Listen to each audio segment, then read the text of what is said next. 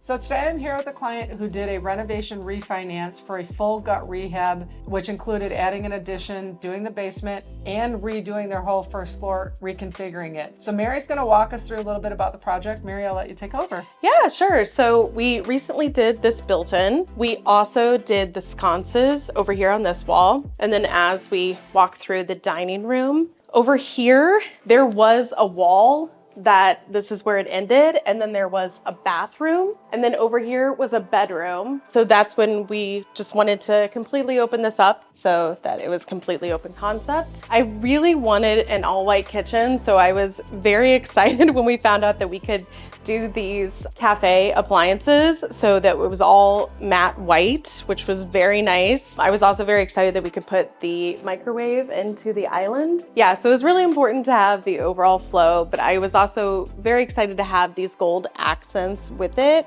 just to make it pop a little bit more. And then over here was actually where the original kitchen was. And then we've just converted that to a spare bedroom. Since we got rid of the bathroom over here, we moved it to this side over here. And this was originally our primary bedroom. So we took a little bit of a closet space from that just to make room for the bathroom over here and carried through some of those gold accents, and was really excited to have a wallpaper feature as well within there. This is now just a spare bedroom office, and then we've moved our primary upstairs. So I want to talk a little bit about the staircase. This is something that comes up on every project. A lot of the stairs in the older homes are not to code. You can barely walk up and down them. So Mary's gonna explain what you guys had to deal with here, so I'll let you go ahead. Yes, yeah, both of these for sure. It was just 2 doors, and it was one went upstairs and one went downstairs. And then these ones just kind of turned and jutted down, but yes, both not to code. Very scary. Not exactly stairs that you want to walk on. So this is just nice that we also kept with the wood to kind of match the same flooring. So now we're upstairs in the master suite, master bathroom that they created, and Mary's going to share the concept of how they did this upper space and finished it. We wanted to dormer out because we definitely wanted more room on this side, but we were also concerned about the roof line because this is a one-way street coming down.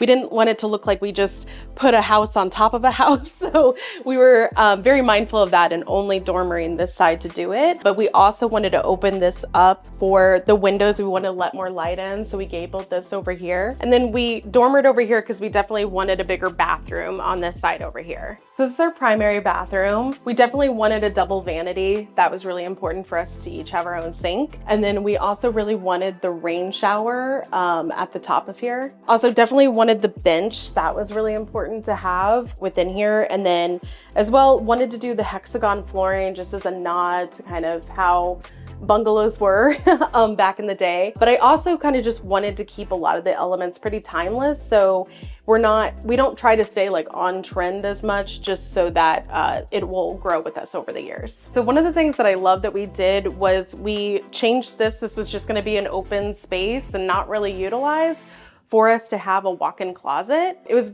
really nice. Our contractor came to us and just expressed that it would probably look better if we did that. So we switched up the floor plan a little to do that. And then we added on this bookshelf a couple years ago. So now we're in the basement, which was completely unfinished. And Mary, a lot of basements in Chicago or any basements anywhere can sometimes have water intrusion. Did you guys have to deal with any waterproofing? We sure did. Okay. Yeah. So it was mainly contained over on this wall, which was nice.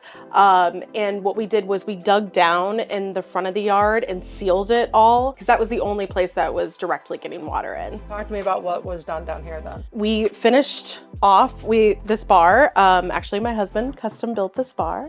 And then we tiled the backsplash there, and then we wanted to do a wet bar down here, and then left this kind of open for movie watching space. And we added a full bathroom and a guest bedroom. So one other additional feature that was really important to us was adding on this privacy fence, because we have a dog. It was important for us. And then as well to have this deck space so that we could also entertain outside. So let's explain this house. When you originally purchased it, it was a 2-bedroom, 1-bath, one floor, living in a brick bungalow in Yes. Chicago. And now we're at how many bedrooms and bathrooms? 4-3. So 4 bedrooms, 3 bathrooms. They started with a loan amount of around $220,000. We did $190,000 worth of work on the gut rehab. Yep. And then they did finish the basement with their own funds. Right now, the house is worth about just under $700,000. So they created a ton of equity. And obviously, when people are buying, if they choose to sell ever, which I know this is your front row Never. right now, but people love shiny and new and pretty, and this thing would sell in a heartbeat. So well, wonderful thank you. project. Thank you for sharing, with us today. Yeah, and I thank you. appreciate your time. We appreciate you guys If too. you guys have questions on how to do a renovation, a refinance for a property you own, please feel free to reach out to me. Remember, I'm here for all your mortgage needs. While I do renovation lending, I also do move-in ready. So if you're unsure whether you want to get a fixer-upper or a move-in ready, I can handle both. So please subscribe to my YouTube channel for more news, market updates, and opportunities to save money.